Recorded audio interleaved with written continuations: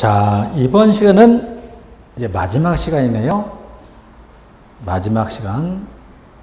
인문 강의 마지막 시간이죠. 그렇죠. 234쪽 44절. 정책결정 상황분류 나오는데, 하이에스.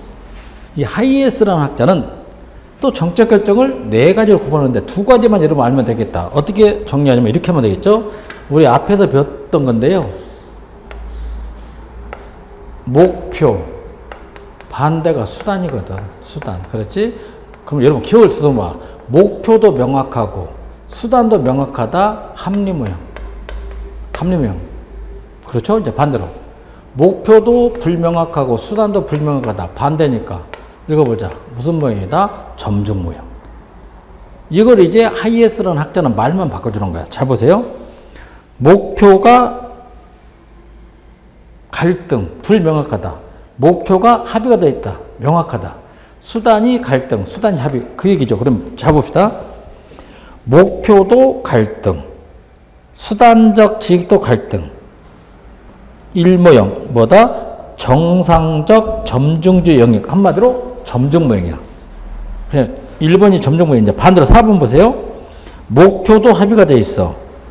수단적 지식도 합의가 되어 있다. 합리적 의사결정 영역. 그게 바로 무슨 모형이다? 합리모형. 그래서 합리모형이 4모형이 되고 점중모형이 반대로 몇 모형이지? 1모형. 그래.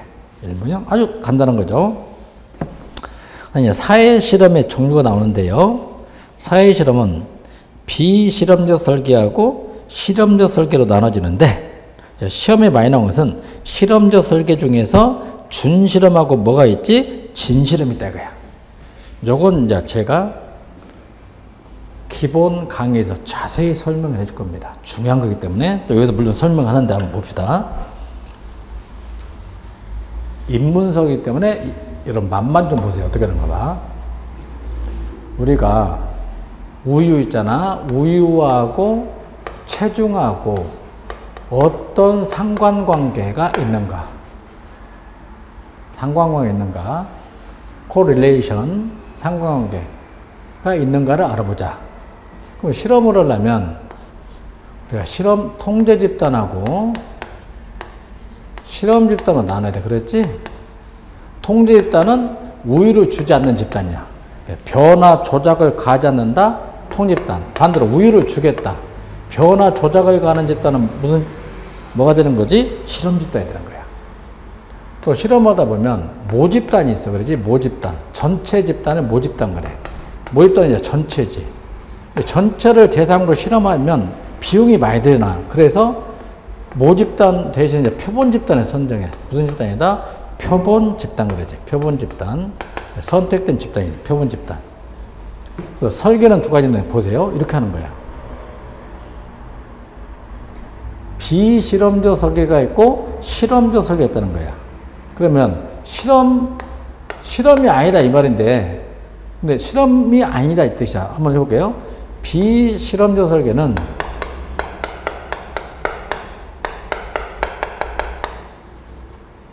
비실험적 설계가 있고 반대로 그냥 실험적 설계가 있어.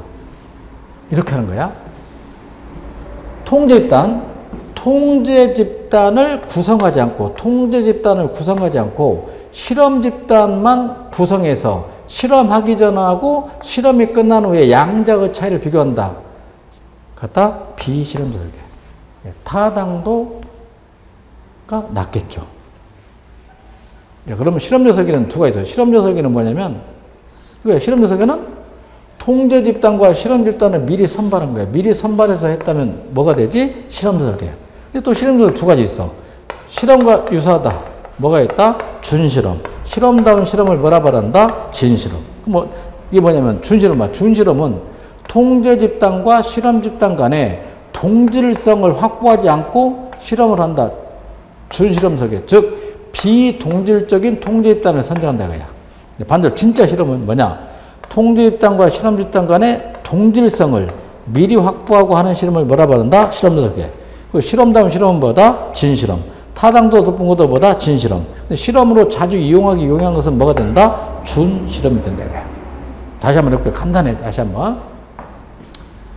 실험을 하려면 통제 집단, 실험 집단을 미리 구성해야 돼. 그런데 통제 집단은 구성하지 않고 실험 집단만 상대로 실험하기 전하고 실험이 끝난 후 양자의 차이를 비교한다. 뭐지? 비실험적 설계.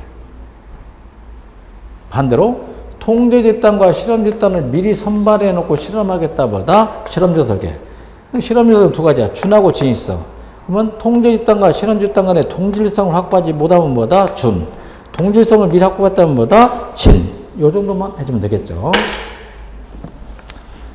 비실험적 설계는 또 대표적 비실험이 있죠. 그냥 이건 출제될 확률 제로야. 그냥 눈으로 실험 집단에게 처리를 가한 후 전후 결과를 비교한다. 선정효과, 성숙효과, 사건효과가 발생할 수 있죠. 통계적 비실험은 뭐냐? 통계적 분석 기법을 활용한다. 허위 변수, 혼란 변수 제거가 곤란하죠. 대표적 비실험의 선정, 성숙, 사건 효과가 허위, 혼란 변수로 작용할 가능성이 있다. 실험적 설계는 준실험. 첫 번째만 별표면 되겠죠. 실험 집단과 통제 집단의 동질성을 확보하지 못했다. 또는 선정, 성숙 효과를 분리시키는 장점이 있지만 집단 특유의 사건 효과가 발생하기 쉽단 말이야. 사건 효과가 초래될 수 있다. 그리고 선정과 성숙의 상호작용, 즉 양 집단의 성숙 효과가 다르게 나타난다. 크리밍 효과, 양질의 우유에서 양질의 제품을 걷어낸다. 크리밍, 그렇죠? 탈취 현상, 크리밍 효과. 좋은 조건의 구성으로 실험단을 구성한다. 진짜 실험, 무작위 선발로 랜덤화, 실험 집단과 통제 집단의 동질성 확보, 그다 별표. 선정, 성숙, 사건 효과, 선정과 성숙의 상호적인 분리, 그리고 내적 타당성이 가장 높죠. 통제 곤란하는 게 또 뭐가 있을까? 확산 효과, 부자연스러운 변이 같은가. 동질성의 상실 요소, 구성원의 탈락으로 표본의 대표성이 변화될 수 있다. 호손 효과, 실험 집단에 대한 관심으로 효과 확대된다. 그리고 외적 타당성을 제한다. 주로 호손 효과를 말이죠. 내적 타당성 향상을 위한 변수의 통제 방법. 자, 캠벨과 쿡 교수가 나오는데, 캠벨과 쿡 교수는 말이야, 타당도의 종류가 4가지 있다. 이건 100% 시험에 나오는 건데요. 이것만 설명해도 한 2시간이 걸리거든요. 그래서 이건 여러분은 이번 시간은 맛만 보게 해주겠다. 기본 이론 시간에 설명을 해주겠죠. 이렇게. 내부니까 내적. 내적 타당도. 반대는 뭐지? 외적 타당도. 구성적 타당도. 통계 결론 타당도. 크게 몇 가지 있다? 4가지. 이렇게 하는 게 이러면 간단해. 특정한 상황 속에서만 1 플러스 1은 2가 되었다. 내적 타당도. 원인과 결과의 추론의 정도를 뭐라 말한다? 내적 타당도. 내적 타당도를 다른 상황에서도 일반화, 보편화 시킬 수 있다 하면 뭐지? 외적 타당도. 중요한 타당도는 이게 1차 지표, 이게 뭐지? 2차 지표. 마지막, 양자를 모두 고려하는 게 더 바람직하겠죠. 이렇게 정리되죠. 그럼 예를 들면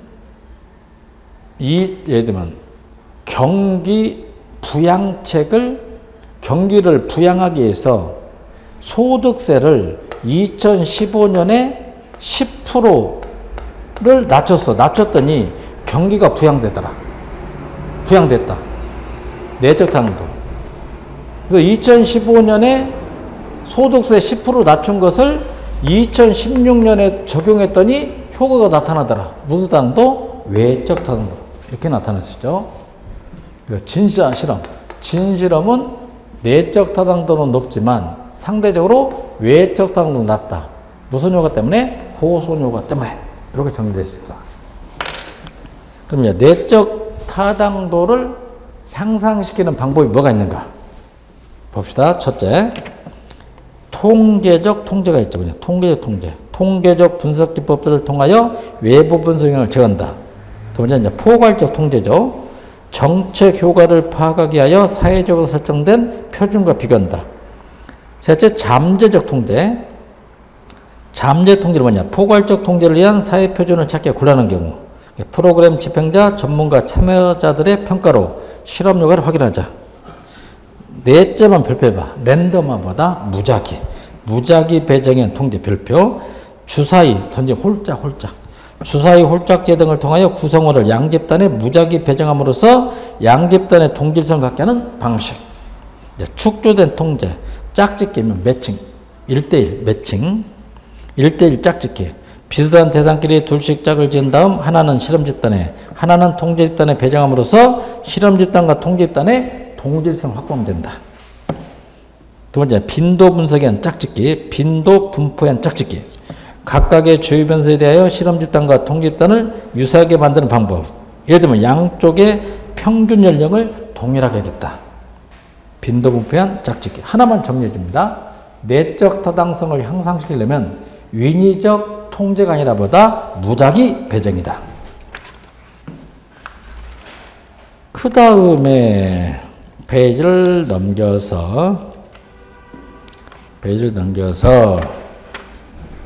박스는 238페이지 그 내용이 나오는데 이 내용 위에다가 이렇게 좀 적어요. 이건 외적 타당도 저유인 그게 빠졌다. 그 박스에다가 외적 타당도 저해율 이렇게 적어놔요. 외적 타당도를 제한하는 요인이 뭐가 있을까? 그 얘기죠. 일단 거기다가 실험 조작의 반응 효과만 별표해놔봐. 실험 조작의 반응 효과만 별표해놔. 일명 호손 효과 그래. 뭐다? 호손 이펙트, 호손 효과. 그만 별표해 주세요. 외적 타당도 저해율. 첫째는 상이한 실험 집단과 통제 집단의 선택과 실험 조작의 상호작용. 예를 들면 무작위 배정. 무작위 배정에 의한 동등화가 이루어지지 않은 두 집단의 실험적 변수를 적용시킴으로써 발생하는 상호작용 때문에 예기치 못한 효과가 발생해야 되는데 이를 일반화하기는 곤란하다.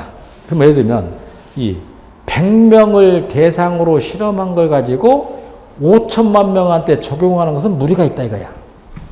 그런 문제점이죠. 그리고 두 번째 크리밍 효과. 우유에서 양질의 제품을 떠낸다. 크리밍, 즉 탈취 효과, 크림 탈취 그러죠. 조건이 좋은 구성원들로 실험 집단을, 조건이 나쁜 사람들로 비교 집단을 설정하는 거야. 통제 집단을 설정한다. 그다음에 표본의 대표성 부족. 대표성이 없다. 양 집단 간 동질성이 있다 하더라도 각 집단의 구성원이 사회적인 대표성이 없다면 일반화가 곤란하다. 즉, 양 집단을 강북 초등학생들로 동일하게 구성했더라도 강북 학생들이 한국을 대표하는 초등생을 할 수는 없겠죠. 표본의 대표성이 부족하더라. 세 번째 별표죠. 실험 조작 반응력. 이게 시험에 나옵니다. 인위적인 특수한 실험 환경에서 얻은 결과를 일반화하면 효과가 다르게 나타난다. 즉, 자신이 실험 대상에 속였다고 간주하면 평상시와 다른 행동을 보게 된다. 무슨 효과? 호손 효과. 꼭 별표. 그다음에 실험을 자꾸 하다 보면 그 실험에 익숙해져. 다수적 처리한 간섭이죠. 한 집단의 여러 번의 실험적 처리를 반복하여 가할 경우 실험 조작에 익숙해짐으로써 영향을 받게 된다. 마지막 실험 조작과 측정의 상호작용.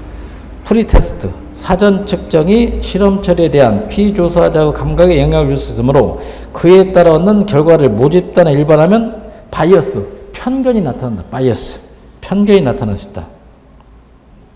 여기까지가 외적 타당도 저해율.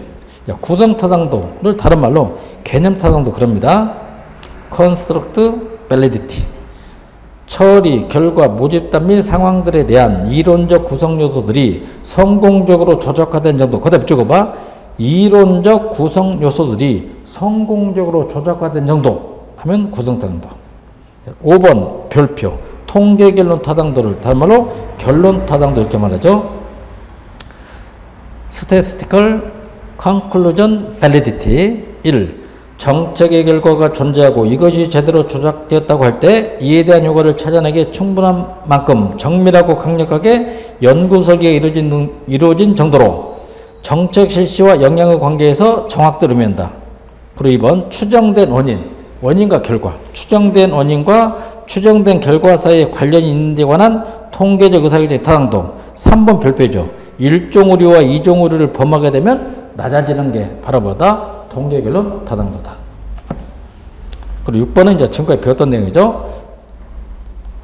내재적 요소는 실험이 진행되는 과정에서 발생하는 실수. 반대로 외재적 요소는 실험 집단을, 그러니까 실험을 하기 전부터 문제가 있다.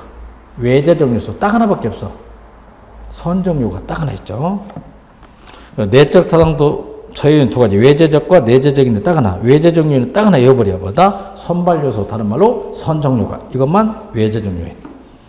그다음에 내재적 요인은 이제 역사적 요소, 성숙요가, 선발과 성숙의 상호작용, 처치와 상실의 상호작용, 상실 요소, 측정 요소, 측정도의 변화, 회계 인공 요소. 아까 배웠죠? 외적 타당도주는 뭐가 있다? 호선요가. 깔끔하게 시험 내면 이렇게 낼 거야. 실험적 설계 시 내적 타당도 중에서 외재적 요인에 해당하는 것은 5. 선발요소. 뭐다? 선발요소. 두 번째 출제용은 내적 타당도 저해 요인으로 틀린 것은 1. 선발요소 2. 역사적 요소 5. 호소요가. 정답? 호소요가. 이렇게 되겠죠. 시험의 효용성 기준. 왜 여러분들이 시험을 봅니까? 왜 행정사 자격시험에 행정학개론에 들어가 있습니까? 이게 바로 타당도를 묻는 거야. 왜? 행정사 업무를 처리할 때 행정학 지식이 필요하다 이거야. 그게 바로 뭐지? 타당도다. 밸리디티 1. 시험이 측정하려는 내용을 실제로 얼마나 정확하게 측정했느냐의 목적성의 기준이야. 그리고 두 번째, 미래에 담당할 직무 수행 능력을 알아보겠다. 그리고 3. 경험하고 이론. 경험이 들어가면 주로 귀납법. 이론이 들어가면 뭐다? 연역적이 된 거야. 인덕티브. 그 다음에 디덕션. 두 가지 나와야죠. 인덕티브하고 디덕션. 연역적과 귀납법. 그리고 3. 4. 내용적 타당성과 구성적 타당성 관련이 높죠. 그리고 기준 타당도는 시험 성적과 직무 수행 실적의 상관계수로 검증한다. 그리고 6. 내용 타당도를 확보하려면 직무 분석이 무엇보다 필수적이다. 타당도가 한 5가지 있는데요. 기준 타당도가 좀 많이 나죠. 기준 타당도가 뭐냐? 개념만 한번 해보죠. 개념. 시험 성적과 근무 성적을 비교하여 상관관계가 높을수록 기준 타당도는 높다고 판단한다. 니은 봐. 예를 들면 이거야. 갑돌이 채용 당시 시험 성적 95점을 맞았어. 합격했어. 일정한 기간 동안 수행한 근무 시험 1년 동안 일을 시켰어. 근무 성적 평균이 95점 나왔어. 이 양자를 비교한다. 무슨 타당도? 기준 타당도. 그리고 디귿. 경험적 세계와 현실 세계를 비교한다. A라는 기준과 B라는 기준으로 비교하면 뭐가 된다? 기준 타당도. A가 뭐냐? 채용 당시 시험 성적. B가 바로 뭐지? 근무 실적. 양자를 비교한다. 경험. 기준 타당도. 기준 타당도 검증 방법 두 가지. 그냥 기억은 예측적 타당도 검증이 있고, 두 번째는 동시적 타당도 검증이 있다. 내용 타당도를 일명 표면 타당도 그러죠. 내용이 타당도가 있냐 없냐. 예를 들면 이렇게 말하죠. 행정사, 공인행정사 시험을 볼 때 시험 과목을 수학, 과학, 화학, 물리를 출제했다면 타당도 없잖아. 내용 타당도 없다는 거야. 근데 행정법, 총론, 행정학개론, 민법 총칙 이게 행정사 업무 관련 있지. 이런 타당도를 뭐라고? 내용 타당도 그래. 내용 타당도. 1번 특정한 직위의 직무와 책임에 직결되는 요소들을 시험이 어느 정도나 측정할 수 있느냐에 관한 기준.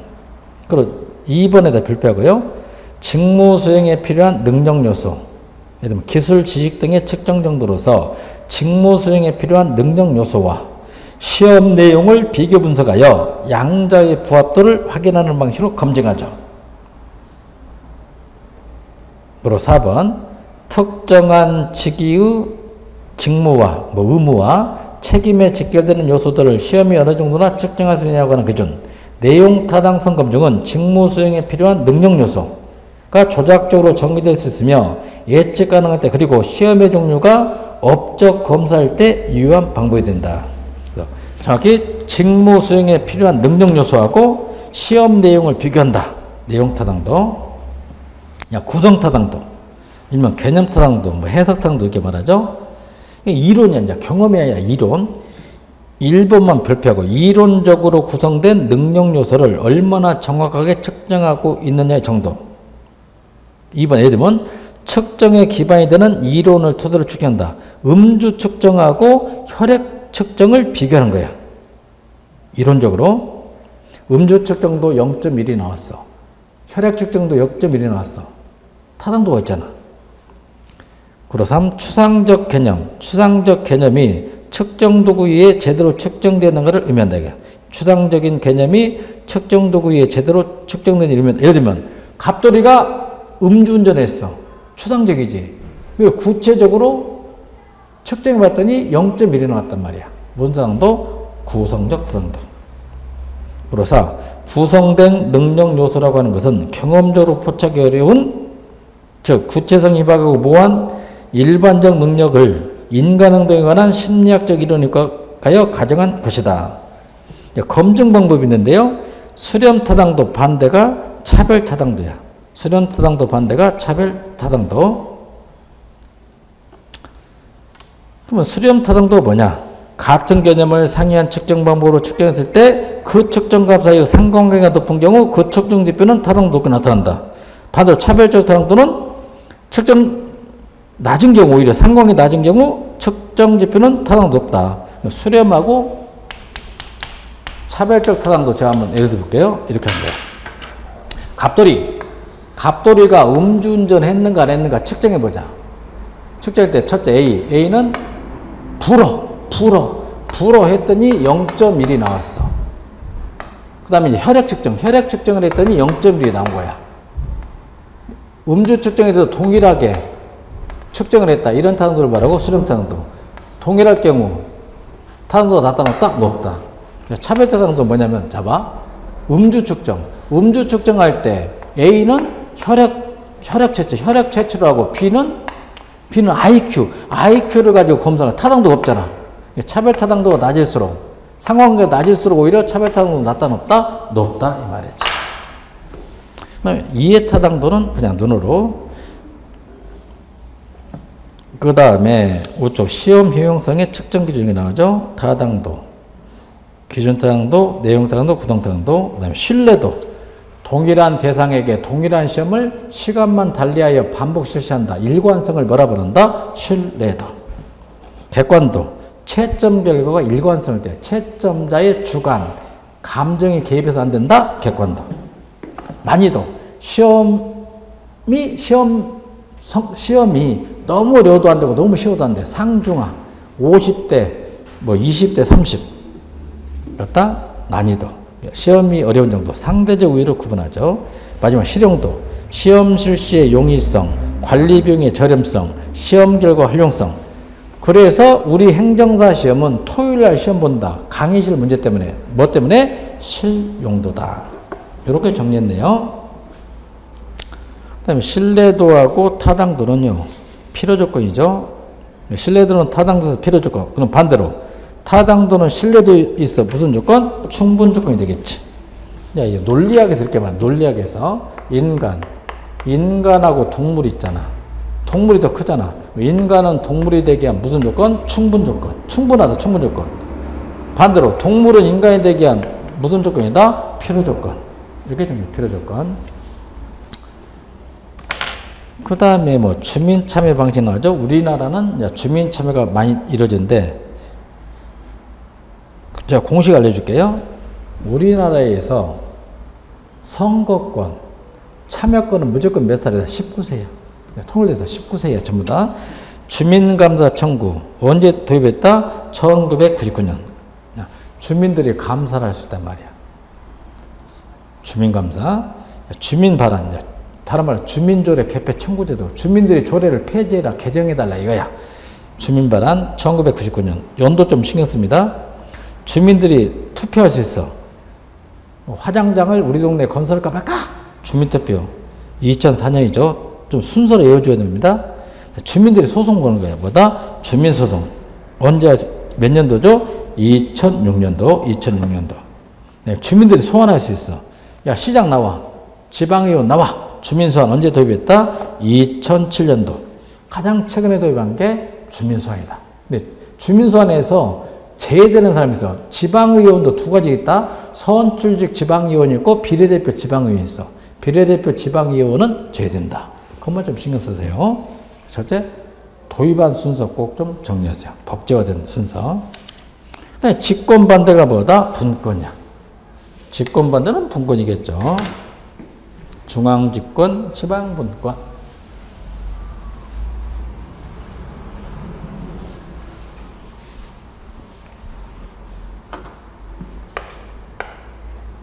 집권. 결하는 뭐다? 분권.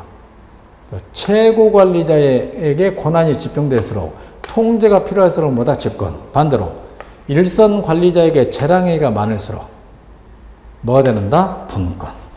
뭐 그것만 하면 되겠다. 직권과 분권을 나눈 기준이 있다 보니까 첫째는 지방자치단체 중요 직위 선임 방식. 예를 들면 서울시 부시장을 국가가 임명한다면 중앙집권, 서울시장이 임명한다면 뭐가 된다? 분권. 그러죠. 예를 들면 국가공무원과 지방공무원 대비 국가공무원이 많으면 집권이 되겠죠. 반대. 그 다음에 국가재정이 클수록 뭐다? 집권. 국세가 많을수록 집권. 중앙정부의 지방예산 통제 정도가 클수록 뭐다? 집권. 특별지방행정기관 종류와 수가 많을수록 집권. 지방자치단체 사무구성 비율이 중에서 이임사무가 많을수록 집권. 민원사무 배분 비율을 갖다 중앙정부가 담당할수록 집권. 그 얘기죠. 직권과 분권의 촉진 요인은 딱 하나만 이렇게 머릿속에 외우면 되는 거야. 최고관리자에게 권한이 집중될수록 교통통신 발달로 인하여 통제가 필요할수록 집권. 일선 관료에게 재량행위를 주고 권한을 이임시킨다 하면 뭐가 된다? 분권. 이렇게 나누면 되겠죠. 중앙집권 촉진 요인 몇 가지만 해보죠. 제가 2번 전국적으로 행정의 균일성, 통일성이 요구되는 경우. 그리고 3. 교통통신 수단의 발달. 그리고 5. 최고관리자가 의사결정에 필요한 정보가 많이 요구될 때. 그리고 6. 농률성 때문에. 7. 규모가 작고. 8. 신설 조직일수록 뭐다? 집권. 그 반대는 분권이 되겠죠. 그 다음에 지방자치법상 지도감독이 나오죠. 이렇게만 좀 정리해 주세요. 지방정부를 관리 감독하는 기구가 행정자치부에 꼭 알고 있어요. 행정자치부가 지방자치단체를 관리 감독합니다. 꼭 좀 그건 알고 있어야 돼요. 행정자치부다. 48조 지방자치단체 상호 간의 분쟁 조정. 예를 들면 서울특별시하고 인천시가 쌈박질 붙었다. 누가 해결해 주냐 이거야. 누가 해결해 주냐.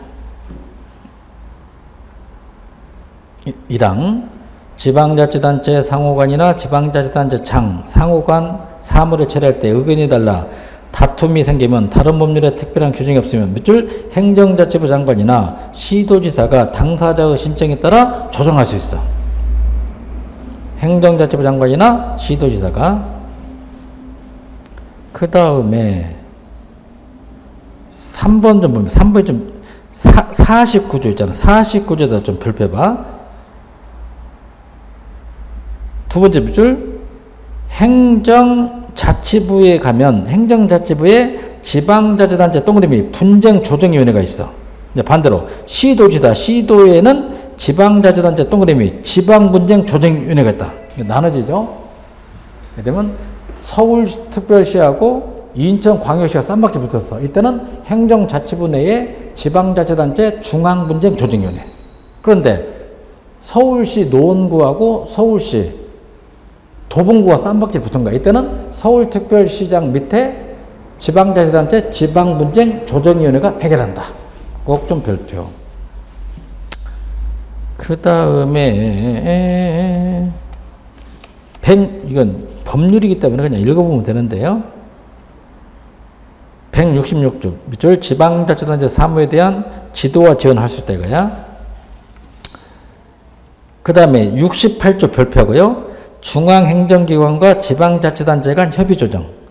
중앙행정기관의 장과 국방부 장관하고 지방자치단체 장, 서울특별시장이 사무를 처리할 때 의견을 달리는 경우 이를 협의 조정하기 위하여 국무총리 소속으로 보다 행정협의 조정기구를 준다. 꼭 별표. 행정협의 조정기구는 어디 소속이다? 국무총리 소속. 꼭 좀 별표해주고요. 그 다음에 뭐 70조 밑줄. 제70조는 지방자치단체 장에 대한 뭘 행사할 수 있다? 직무이행명령을 내릴 수 있어. 서울특별시장 일을 하세요. 그걸 뭐라고? 직무이행명령을 내릴 수 있다. 171조 밑줄. 지방자치단체 자치사무에 대한 감사를 할 수 있어. 지방자치단체 자치사무에 대한 감사를 할 수 있다. 누가? 1학 밑줄. 행정자치부 장관이나 시도지사는 할 수 있다 이거요. 그 정도 정리하면 되고, 그 다음에 172조에서는 지방의회 의결의 제의와 제소. 제소는 어떠하냐 이거야. 제소는 어떠냐면 대법원이야. 대법원이 할 수 있다 이거야. 대법원. 사망에다만 밑줄. 지방자치단체장은 제2항에 따라 재의결된 사항이 법령 위반된다고 판단되면 재의결된 날부터 20일 이내 동그라미 대법원에 소를 제기할 수 있다. 대법원에 소를 제기할 수 있다. 그 다음에 새로운 집권이 나타났다. 신중앙 집권화. 새로운 형태의 분권이 나타났다. 신지방 분권화. 이게 나뉘고, 신지방 분권화는 80년대 이후이기 때문에 그냥 세계화, 신자유주의보다 MPM이다. 이렇게 하면 될게요. MPM. 신지방 분권화만 간단히 해보죠. 개념. 중앙집권적 성향이 강했던 대륙의 프랑스 등에서 정보와 국제와 도시와 지역 불균형 등으로 80년대 이후 나타난 지방분권, 새로운 지방분권이다. 촉진 요인이 중요해요. 왜 나타났을까? 중앙집권하고 폐해로 인한 지역 간의 불균형, 도시화의 진전, 정보화 확산, 마지막 국제화 세계화 추세로 활동량이 확대됐다. 그로 나타난 게 신지방분권화다. 라이트라는 학자가 연구한 정부 간 관계, 중앙정부하고 지방정부가 어떤 권력관계에 있는가. 조정권형, 일명 다른 말 분리권형 그래. 분리권형이라고도 하며 연방정부와 주정부 간의 관계는 인사재정상 대등한 독립된 대등한 관계를 유지해. 중앙정부, 지방정부 인사재정상 대등한 관계에 있다. 조정권형. 반대로 포괄권형. 연방정부가 주정부와 지방정부를 수직적으로 내포하고 있는 관계로서 정부 간 관계가 모두 수직적 예속적 관계야. 포괄권형. 우리나라 같은 경우가 포괄권형. 가장 이상적인 게 뭐지? 오버래핑 중첩권형이야. 중첩권형. 연방정부, 주정부 및 지방정부가 각자 자기의 영역을 가진 독립된 실체이면서 일부 기능을 공유하며 상호 협력하고 의존하는 관계다. 가장 이상적인 실천 모형. 중첩권형이다. 네, 노무현 정부 때 도입한 지방분권 로드맵 3대 원칙 그냥 밑줄. 먼저 분권하고 문제가 있다 보완하자. 선분권 후 보완 원칙. 두 번째 이제 기초가 못하면 광역이 나서, 광역이 못하면 국가가 나선다. 보충성 원칙. 마지막 권한을 이임할 때는 포괄적으로 내려줘라. 포괄성 원칙. 세 가지를 쓸 수 있다. 구역 설정 시 고려사항. 도봉구하고 노원구를 나눌 때 어떤 기준으로 나누는 게 좋냐. 너무 구역이 넓어도 안 돼. 너무 좁아도 안 되겠지. 그래서 자연적, 지리적 조건 이런 것들. 그래서 회설로만 무조건 봐. 회설로만 무조건 고요. 자연적 조건을 고려해야 돼. 300이냐, 도로가 있냐, 바다가 있냐. 두 번째는 행정 능률적 조건을 고려해야죠. 능률성. 세 번째는 경제적 조건. 마지막으로 주민통제 조건. 누가 회설로다. 구역 개편이 나오죠. 구역을 개편할 때 여기서 광역만 밑주고 광역자치단체 구역 개편하잖아요. 광역. 서울특별시를 폐지하고 설치하고 분할하고 합병한다. 뭘로 할 수 있다? 법률. 또는 지방의회 의견 또는 주민투표를 통해서. 경계 변경이나 한자 명칭 변경은 뭘로 할 수 있다? 대통령령이야. 서울특별시를 한양특별시를 바꾸자. 명칭 변경도 뭘로 할 수 있다? 법률. 그것만 좀 정리해 주세요. 법률. 그 다음에 읍면동 보자. 읍면동은 없애버린다. 폐지 분합은 조례로 할 수 있어. 누구의 승인이다? 행자부 장관 승인. 경계 변경만큼은 그냥 조례로 하는데 시도지사에게 보고합니다. 명칭 변경도 예를 들면 봉천동 이름이 안 좋아. 대학동으로 바꾸자. 명칭 변경 조례로 할 수 있어. 관악구 조례. 그 대신 시도지사에게 보고합시다. 지방자치단체는 두 가지죠. 주민한테 자치권이 있다. 주민자치, 영미법계. 아니다. 단체한테 자치권이 있다. 단체자치, 대륙법계. 영국, 미국은 주민자치. 우리나라는 어디에 가깝다? 단체자치에 가깝다. 자, 몇 가지만 한번 밑적어봐요. 주민자치는 자치권의 본질. 자연적, 천부적 권리. 태어날 때부터 가지고 논다. 고유권설. 국가에서 내려왔다. 전례권설. 그 다음에 권한 부여 방식 봐. 하나하나 개별적으로 내려준다. 개별적 수권형. 우리는 아니야. 한꺼번에 주라. 포괄적 수권형. 지방정부 형태를 보자. 의결기관, 집행기관 하나로 되어 있다. 기관 통합형. 그래서 내각심. 우리는 의결기관 따로 있고 집행기관 따로 있잖아.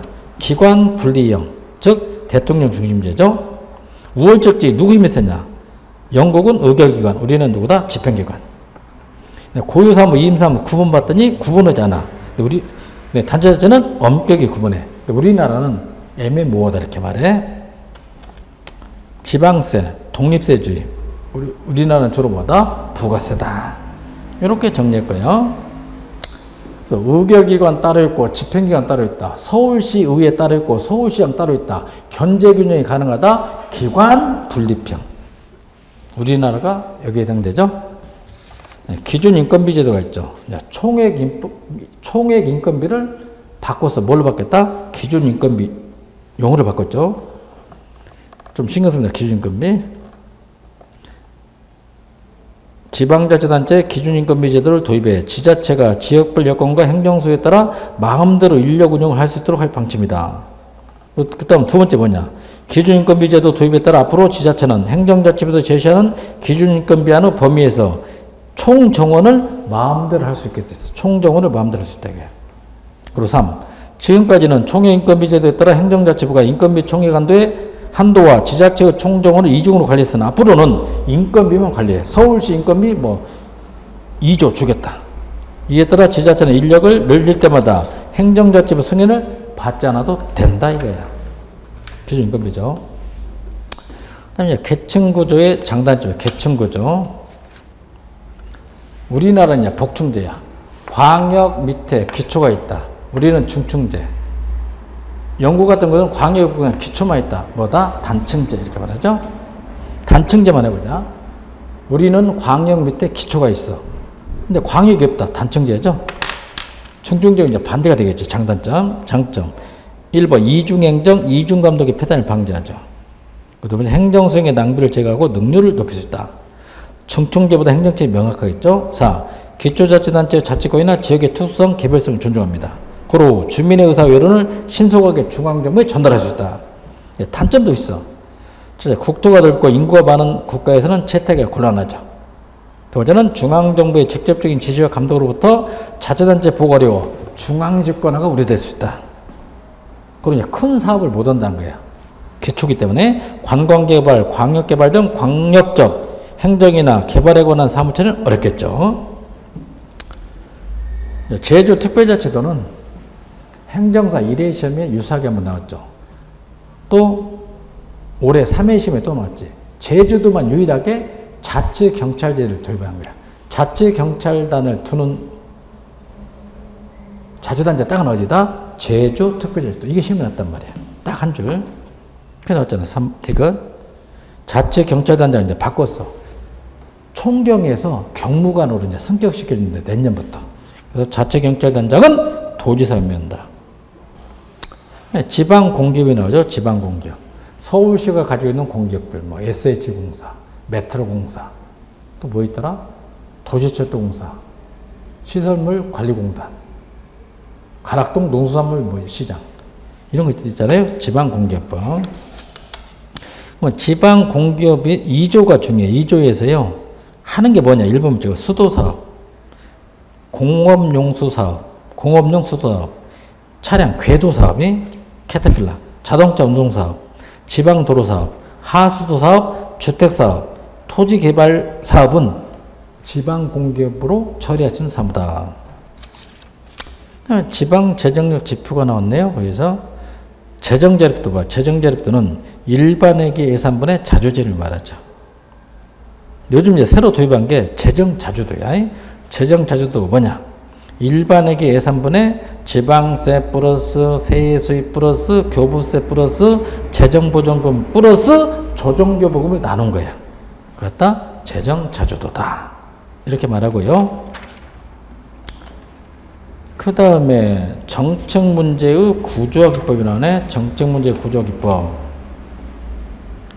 분류분석. 분류분석은 개념을 명확히 해주라. 개정분석은 원인이 될 만한 요인에 대한 검증이고, 시네틱스, 우리 말 유추분석이죠. 시네틱스. 문제들 사이 유사성 인식. 가정분석. 갈등 있는 여러 가정들의 창조 통합. 경계분석, 바운더리. 문제의 위치 및 범위를 확인합시다. 경계분석. 사바티오와 메지만연은 어떻게 하면 성공적으로 정책 집행을 할 수 있겠는가?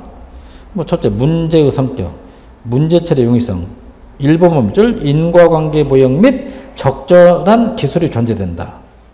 법적 요인을 봤더니 1번 법규와 행태 변화에 대한 적절한 인과명의 존재. 3번 적정한 수준의 재원이 확보된다. 정치적 요인을 봤더니 두 번째 중요하죠. 대중 매체에 관심을 끌어야 돼. 그리고 세 번째, 대중의 지지를 받을수록 정책 집행은 성공한다. 추론적 평가는요, 두 가지. 연역적은 주로 양적 기법, 기납적은 질적 평가. 그 정도 해주면 되겠죠. 그 다음에 주도 집단에 따른 과정, 콥과 로스가 나오죠. 외부 주도형, 반대가 동원형. 가운데 낀 놈이 뭐다? 내부 접근형 거죠. 시민단체가 문제를 제기했다? 외부 주도형. 공무원들이 채택하고 국민한테 알려준다? 동원형. 로비스트가 채택을 시켜놓고 PR을 무시한다? 음모형. 다른 말로 내부 접근형 그러죠. 그 정도 하면 되겠다. 네, 법률하고 예산의 차이점. 법률과 예산의 차이점. 우리나라는 예산이 법률주의가 아니라 예산주의고, 영국, 미국은 예산이 뭐다? 법률의 형식을 띈다. 그 정도만 해주면 되겠죠? 예산과 법률의 차이점. 한번 읽어보도록 하고, 법이니까.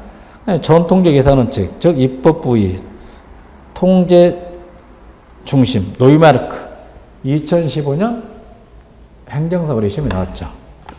전통 예산원칙, 공개성 원칙, 명료성 원칙, 사전의결 원칙, 정확성 원칙, 한정성 원칙, 통일성 원칙, 단일성 원칙, 완전성 원칙. 현대적 예산 원칙이 아니라 전통적 예산 원칙이다. 예산제도 발달 과정. 알렌 시크는 예산제도가 세 가지 있죠. LIBS, PBS, PBBS. 근데 우리는 그래도 추가해서 ZBB. 그 다음에 일몰법. 그 다음에 정치관련 예산. 영어로 보다 BPM. 이렇게 있더라. 좀 보시고. 그다음에 PBB에서 MBO의 비교. 중앙집권 예산 편성한다. PPBS. 기획예산 거죠. 플래닝, 프로그래밍, 버짓 시스템. 이걸 이제 비판에 나타난 게 계란. 참여가 된다. 매니지먼트 바이 압직. 뭐가 된다? MBO다. 여러분 이 정도만 해줘요. PPBS를 비판에 나타난 게 뭐다? MBO. 또 하나 더 있어. PPBS를 비판에 나타난 게 또 하나. 제로 베이스 버제팅. 뭐가 있다? GBB다. 이렇게만 해주면 되겠다. 나올 문제는 아니고 이건. 반대. 그 다음에 71절 PPB에서 그림만 그려보세요. 피라미드 그려놓고 중앙집권 하향시 예산 편성만. 집이면 계란. 분권적 참여적 예산 원칙. 감축관리. 그만 해주시기 바랍니다. 그 다음 72절 예산제도 품목별 예산 계란. 성과주의 예산 계란. 계획 예산만 피라미드. 목표관리 MBO 계란. 연기준 예산 계란. 이렇게만 하면 되겠다. 그 다음에 GBB하고 일몰법의 공통점은 다 감축관리. 출연나간다? 감축관리다. 그렇게 좀 아시고. 그 다음에 우리가 물건을 살 때 집중 구매가 있고 분산 구매 있죠. 조달청이 물건을 사서 각 부처에 나눠준다? 집중 구매. 도매상 역할. 각 부처가 개별 조사한다? 분산 구매 그러겠죠. 집중 구매 한번 해볼까? 도매상의 물건 사는 장점. 규모 및 범위 경제 실현. 대량 구매 이점. 물건을 싸게 사. 밥만 먹고 나면 물건 살 궁리한다. 전문화. 그리고 세, 경기 조정 및 물관장. 부정이나 정시를 방지하죠. 조달청만 통제하면 돼. 그리고 긴급 소유나 예산 소유에 신속하게 대응할 수 있죠. 여섯 번째, 공급자에게 편의를 준다. 단점도 있죠. 대기업의 편중될 우려가 있죠. 민간 계약 방식 뭐 BOO, Build Operate Owner, 뭐 BOT, BTO. 요즘 많이 쓰는 게 이제 BTL이야. BTL만 미쳐봅니다. 이제 사업, 공사, 계약할 때 BTL 방식이 있더라 이거야. 민간인이 건설해. 뭐 고속도로를 건설한다. 완공 시 소유권을 정부에 넘겨줘. 트랜스퍼. 그다음에 민간은 사용 수익권을 획득하는 정부에 임대한다. 뭐다? 리스. 그래서 예를 들면 국립대학교 기숙사를 현대건설이 건설해서 완공된과 동시에 교육부에 넘겨줘. 정부에 넘겨주고. 그러면 이 수익, 들어간 비용은 뭘로 충당하냐? 기숙사보다 임대료로 충당한다. 영어로 보다 BTL이다. 그 정도만 해줍시다. 네, 배치 전환은 너 인사과장이지. 총무과장. 왔다 갔다 해라. 동일한 계급 내에서 수평적, 횡적 인사이동을 뭐라고 한다? 배치 전환. 우리말로 순환근무. 그래. 순환근무. 이게 공무원 왔다 갔다 시킵니다. 소극적 용도. 뭐 징계수단, 사임의 강요수단, 부정부패 방지수단, 개인적 특혜 제공수단, 개인들에게 부식수단으로 이용한다. 적극적 용도는 뭐냐? 기억이죠? 선발해서 불완전성을 보완하여 개인의 능력 촉진. 미음에다 별표하고 공무원의 능력 발전, 즉 제너럴리스트 양성, 일반 행정가를 양성하기 좋다. 그 다음에 타당성 조사하고 예비 타당성 조사가 있죠. 기획 재정부에서 하는 게 바로 예비 타당성 조사, 각 부처에서 하는 게 그냥 타당성 조사다. 이렇게 하면 되겠다. 그 다음에 직접 규제하고 간접 규제. 직접 규제를 갖다 명령 지휘적 규제. 이제 기준을 정해주는 거야. 간접 규제는 시장 유인적 규제. 표시만 해라. 뭐 표시 이런 거. 표시만 하시오. 그 다음에 외부 효과를 교정하게 한 방법. 외부 효과. 그러니까 환경오염을 방지하기 방안이 뭐가 있는가. 세금의 종류 보고 있다. 1. 교정적 조세. 경제학자 이름에서 피구세 그래요. 경제학 피구세. 교정적 조세는 사회 전체적인 최적의 생산 수준을 발생하는 외부 효과의 양에 해당하는 만큼 조세를 모든 생산물에 대해 부과하자. 오염을 시킬 때마다 세금을 부과된다. 피구세는. 3번이요. 코우주적 약관 나왔죠. 사람, 코우주는 소유권을 명확하게 확립하는 것이 부정적 외부 효과를 줄이는 방법이라고 주장했죠. 그 다음에 정보화 업무관장. 정보화는 미창부야. 미래창조과학부죠. 우리. 그 다음에 행정정보화는 누가 한다? 행정자치부다. 계획의 접근 방법. 행정개혁할 때 리비터 해설은 4가지 접근 방법이 있다. 막 구조, 관리기술, 인간행태, 마지막 종합적 접근 방법. 그 다음에 기계적 구조는 그림 그립니다. 기계적 구조는 피라미드야. 막스 베버가 말한 관료제를 그냥 기계적 관료 그래. 그냥 용어만 알고 있으면 돼. 관료제를 비판한 게 계란이야. 그래서 유기적 구조.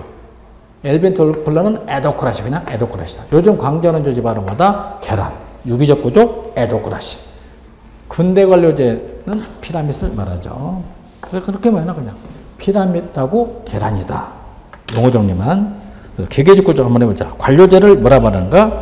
예측 가능성 추계도 좁은 직무 범위, SOP, 표준 운영 절차, 분명한 책임 관계, 계층제, 공식적 몰인간적인 대면 관계가 나타난다. 그 다음 뭐 높다, 고층 구조, 명확한 조직 목표 과제, 전문화, 즉 분업적 과제, 단순한 과제, 성과 측정 가능, 돈으로 동기부여한다. 금정적 동기부여, 권위의 정당성 확보. 신제도주의는 이렇게 하면 돼. 행정행태론을 비판했다. 그만 알고 있으면 돼. 행정행태론을 비판에 나타나는 게 바로 신제도주의. 반대는 구제도주의야. 그래서 그림 그리면 이것도 관료제가 구제도주의라면 신제도주의는 뭐가 된다? 계란. 종류 그냥 3가지 있더라. 몇 줄만 권하여. 합리선택 신제도주의, 역사적 신제도주의, 마지막 사회학적 신제도주의. 3가지만 이가 있더라만 알고 있어요. 그럼 뭐 학문이면 학문을 봤더니 경제학이야. 정치학. 하나는 사회학 플러스보다 문화인류학이다. 그렇게만 해주고요. 동기부여이론은 두 가지 알고 있어요. 동기부여이론은 내용이론을 다른 말로 욕구이론 그래. 반대 기대이론을 뭐라 부른다? 과정이론. 여러분이 알고 있는 대부분의 학자는 다 내용이론 학자들이야. 매슬로우의 인간욕구 5단계, 허즈버그의 욕구충족 요인 이원론, 맥거리거의 XY론. 전부 다 내용이론 학자. 반대로 이제 과정이론 학자는 브롬의 기대 선호이론, 포터 롤의 업적 만족이론, 아담스의 형평성이론. 뭐 이 정도 정리되죠. 그다음에 스키너가 연구한 순치론. 그건 다 제가 기본 이론에서 정리해 줄 겁니다. 그다음에 지방세라는 게 있죠. 국세 반대가 지방세죠. 지방세 원칙에서 재정 수입 측면, 뭐 충분성 원칙, 뭐 보편성 원칙, 안정성 원칙, 신장성 원칙, 신축성 원칙. 법률이기 때문에 읽어보면 되겠죠. 주민 부담 측면, 뭐 부담 분임 원칙, 악응의 여보다 응익성 원칙, 수익자 부담 원칙. 두 번째는 별표, 응익성 원칙만 별표. 이득 보는 사람이 돈 내라. 악응의 여, 응익성 원칙, 효율성 원칙, 부담 보편 원칙. 증세 행정 측면은 뭐 자주성 원칙, 편의 및 최소 비용 원칙, 그 지역 내에서만 거둬라 국지성 원칙. 롤스가 연구한 정의 원리, 제1의 원리를 갖다 동등한 자유 원리, 제2의 원리를 갖다 정당한 불평등 원리. 제2 원리는 두 가지, 기회균등 원리하고 차등 조정 원리 있다. 어떤 원리가 우선한다? 기회균등 원리가 우선하더라. 중앙인사기관은 이 정도만 알고 있어요. 현재 중앙인사기관은 인사혁신처야. 그것만 알고 있어. 뭐다? 인사혁신처. 혁신처장이 이근면 씨. 차관급이죠. 그 단독자 우리는 단독. 비독립 단독형이다. 우리는 비독립 단독형. 그것만 좀 알고 있으면 되겠죠. 인사혁신처. 그 다음에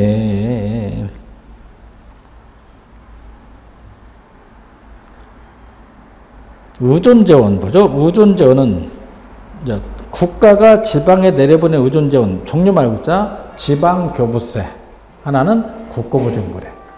서울시는 잘 살고 경기도는 못 산다. 예를 들면 서울특별시는 잘 살고 함양구는 못 산다. 이때 국가가 내려보내준다. 그런 돈을 지방교부세. 여기서 중요한 것은 분권교부세가 폐지됐다. 종류 세 가지밖에 없죠. 보통교부세, 특별교부세, 부동산교부세. 그 다음에 서울시가 사무를 처리하기 때문에 국가가 돈을 좀 보태줘. 그런 돈을 말하고 국고보조금이다. 국고보조금 정도 세 가지죠. 협의의 보조금, 교부금, 부담금. 종류 세 가지. 자, 페이지 넘겨서 뭐 고유사무, 단체 임사무, 기관 임사무 있죠. 서울시가 스스로 처리한다. 고유사무. 서울시하고 국가가 공동으로 처리한다. 단체 임사무. 서울시하고는 아무런 관련이 없어. 국가가 내려보내준다. 기관 임사무. 요 정도 하면 되겠다. 마지막 학습조직 정교과정 다프트. 이건 제가 앞에서 설명했는데 우리 행정에서 구조는 두 가지밖에 없다 했죠. 지가 피라미드 아니면 계란이야. 이거밖에 없어. 두 가지. 암기방 알려주죠. 기사 기억나죠? 매수, 내유 이렇게 했지. 이 피라미드 관료제고 이건 아까 배운 뭐다? 에도크라시. 기계적 구조 반대보다 유기적 구조. 기능 구조 반대 사업 구조. 매트리스 구조, 수평 구조, 네트워크 구조, 유기적 구조. 누가? 다프트. 이렇게 정리됐다. 그래서 여러분은 행정사 기초 입문반이야. 그래서 어떤 게 있더라. 그 제목만 알면 돼. 이거 가지고 좀 깊게 하지 말고 이러이런 이론이 있더라. 그 제목만 신경 씁니다. 아, 이런 이론이 있더라. 두 번째는 개념 정도만 해주라. 그 다음에 이제 깊게 들어간 것은 기본 이론반에서 다룰 겁니다. 여러분들 수고 많이 하셨습니다.